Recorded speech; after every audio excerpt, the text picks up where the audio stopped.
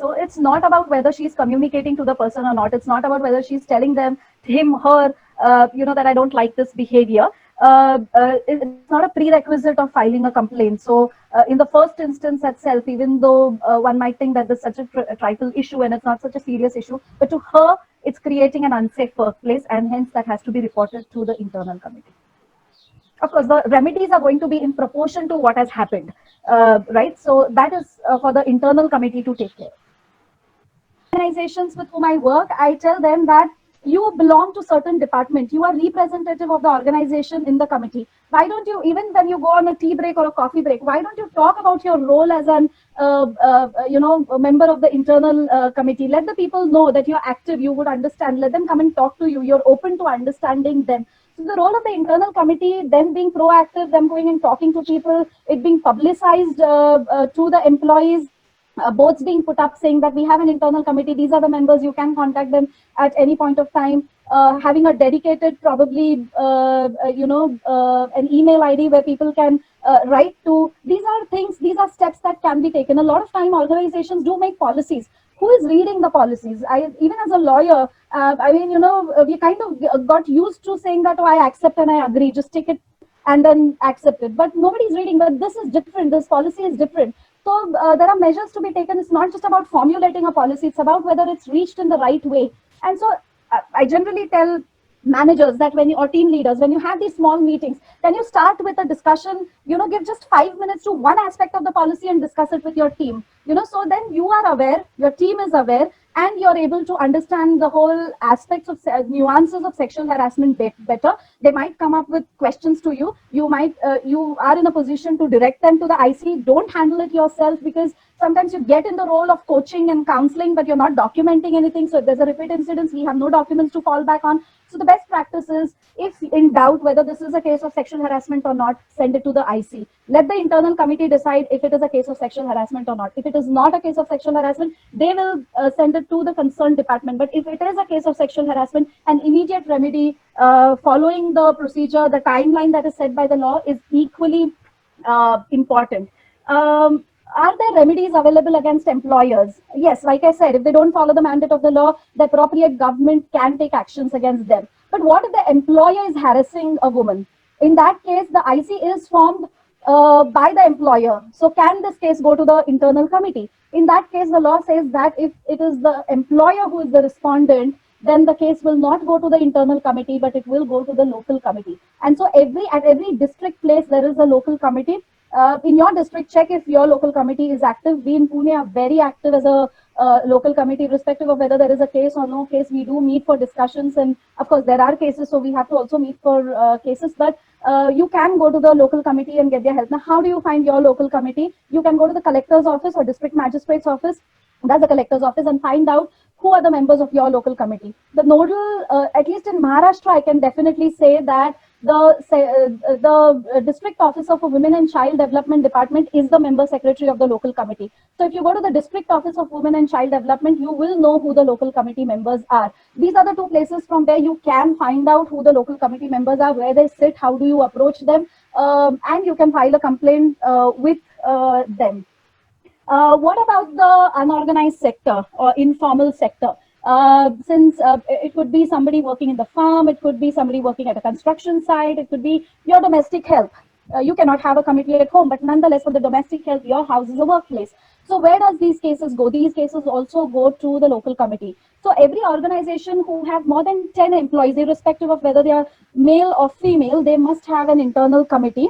But every organization having less than 10 employees, or when you have to file a complaint against the employer, or when it is somebody from the informal or the unorganized sector, these cases go to the local committee. Now, there are organizations where they are more than 10 and yet they have not formed their internal committee. Now, what do you do in those cases? Because you don't have an internal committee in the organization, you cannot go to the local committee because the local committee does not have the jurisdiction. At such a time, I would suggest that you go and make a complaint to the appropriate government, which is the Women and Child Development Department, because that's the nodal agency, and tell them that your employer is not following the mandate of the law. and hence then there can be actions. As a part of the local committee in Pune, we've also assisted the Women and Child Development Committee to, when they've got complaints, to go and make those surprise visit to the workplaces and check if they have a committee or not. Of course, by the authority letter that we've got from the concerned people.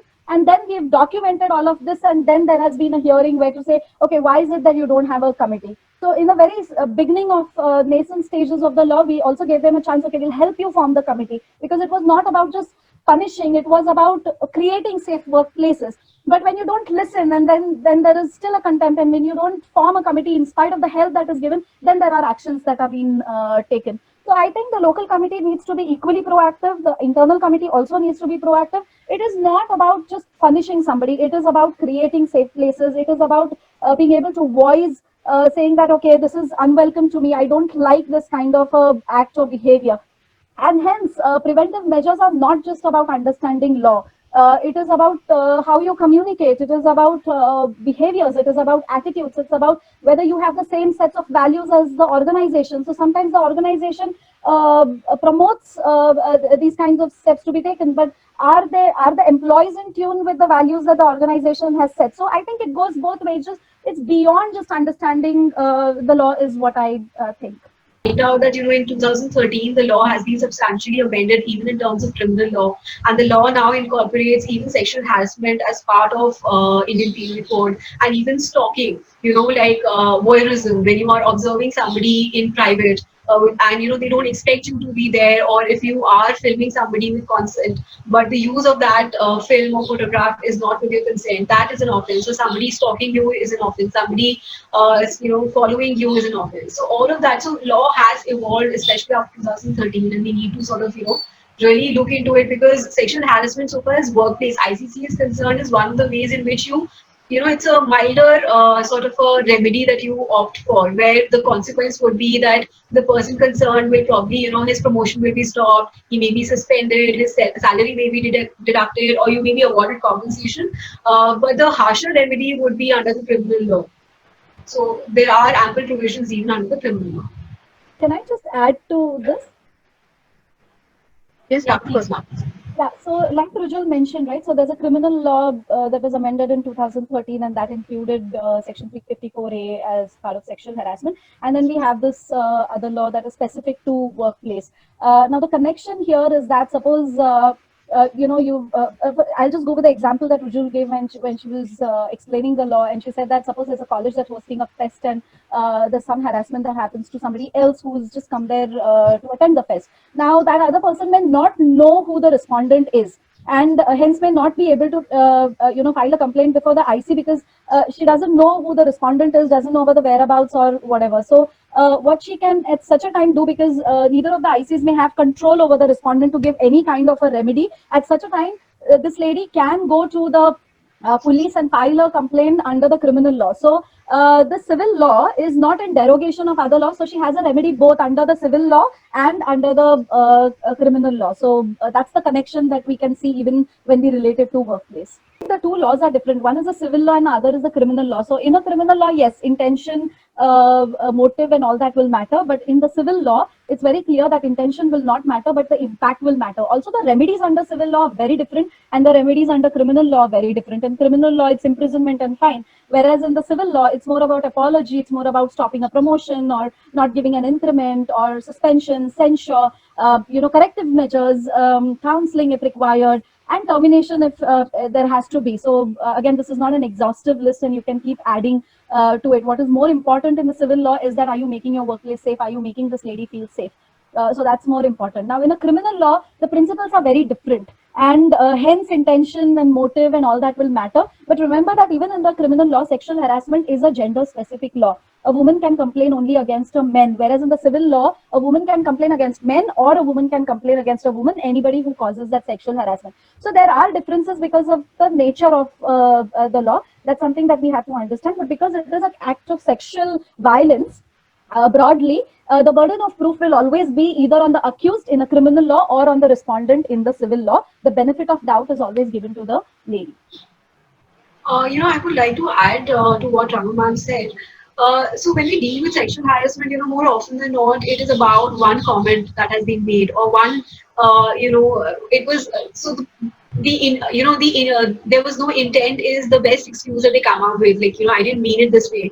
And I remember a few years ago, I was doing this ICC for an airline, and they had ground handling staff, and the manager for the ground handling staff was a male member, right?